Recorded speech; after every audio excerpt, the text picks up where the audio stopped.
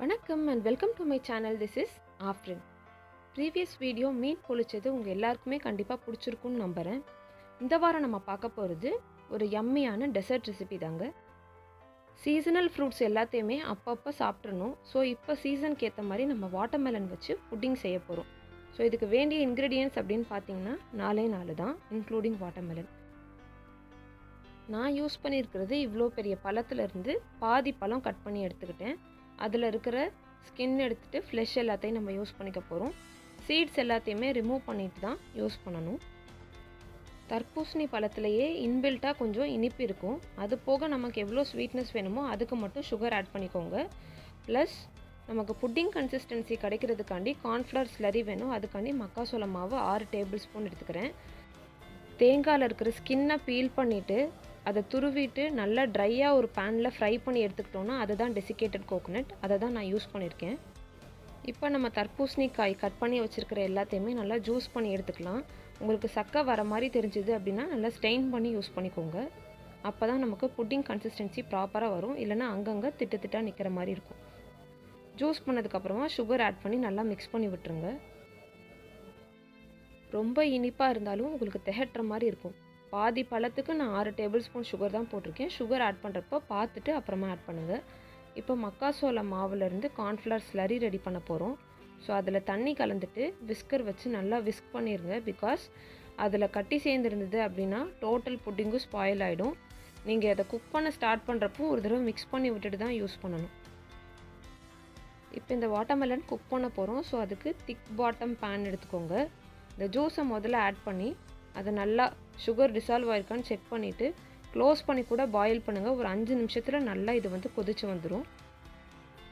இந்த புட்டிங் பார்த்தீங்க அப்படின்னா குழந்தைங்கள்லேருந்து பெரியவங்க வரைக்கும் கண்டிப்பாக விரும்பி சாப்பிட்ற ஒரு விஷயம். ஏன்னா பெரியவங்களுக்கு ஒரு சிலது கடிக்க முடியாது. இது அப்படி கிடையாது, ஜெல்லி மாதிரி தான் இருக்கும்.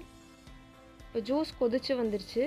சிம் ஃப்ளேம் பண்ணிவிட்டு அந்த கார்ன்ஃப்ளவர் ஸ்லரி ஒரு வாட்டி நல்லா ஸ்பூன் வச்சு மிக்ஸ் பண்ணி விட்டுட்டு உள்ளே ஆட் பண்ணிவிட்டு நம்ம ஃபுல்லாக மிக்ஸ் பண்ணிகிட்டே தான் இருக்கணும். பிகாஸ் ஒரு செகண்டு நீங்கள் மிக்ஸ் பண்ணாமல் விட்டீங்க அப்படின்னாலும் ஒரு இடத்துல திட்டு சேர ஆரம்பிச்சிடும். அதனால் நல்லா கிளறி விட்டுட்டே இருங்க. ஒரு 10 மினிட்ஸ் இதுக்கு மட்டும் நீங்கள் ஸ்பெண்ட் பண்ணுற மாதிரி இருக்கும். நம்மளுக்கு கார்ன்ஃப்ளவர் ஸ்லரி ஆட் பண்ண அப்புறமே நல்லா டிஃப்ரென்ஸ் தெரிய ஆரம்பிக்கும். சலசலன்னு இருந்த ஜூஸ் இப்போ நல்லா திக்கனாக ஸ்டார்ட் ஆகும். ஸோ இப்போவே உங்களுக்கு தெரியுது இல்லையா? இந்த கன்சிஸ்டன்சி வந்ததும் ஆஃப் பண்ணிக்கலாம்.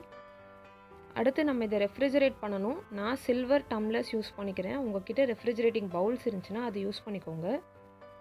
இப்போ இது எல்லாத்தையுமே இந்த டம்ளர்ஸ்க்கு ட்ரான்ஸ்ஃபர் பண்ணிவிட்டு இது நார்மல் ரூம் டெம்பரேச்சருக்கு வந்ததுக்கு அப்புறமா ஃப்ரிட்ஜில் எடுத்து வச்சா போதும். ஒரு 1 மணி நேரம் இல்லைனா 3/4 மணி நேரம் ஆகும் இது ஆறுறதுக்கு.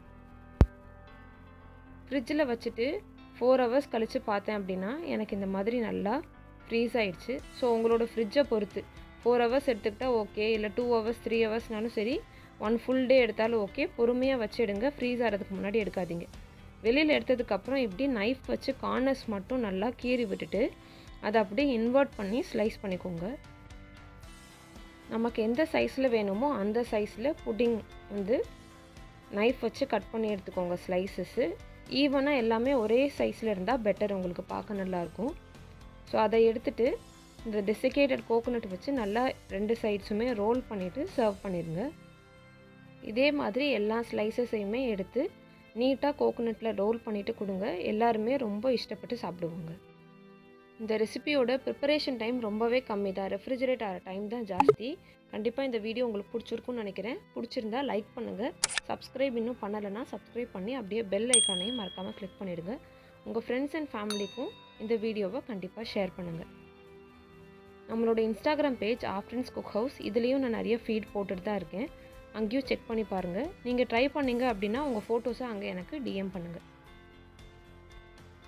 வீடியோவில் சப்டைட்டில்ஸ் ஆட் பண்ணதும் இல்லாமல் நான் டிஸ்கிரிப்ஷன் பாக்ஸ்லேயும் சப்டைட்டில்ஸ், இன்க்ரீடியன்ட்ஸ் எல்லாமே ஷேர் பண்ணியிருக்கேன். கண்டிப்பாக செக் பண்ணி பாருங்கள். இன்னொரு இன்ட்ரெஸ்டிங்கான குக் வித் கோமாளி வீடியோவோட நான் உங்களை மீட் பண்ணுறேன். Until then, bye bye and take care.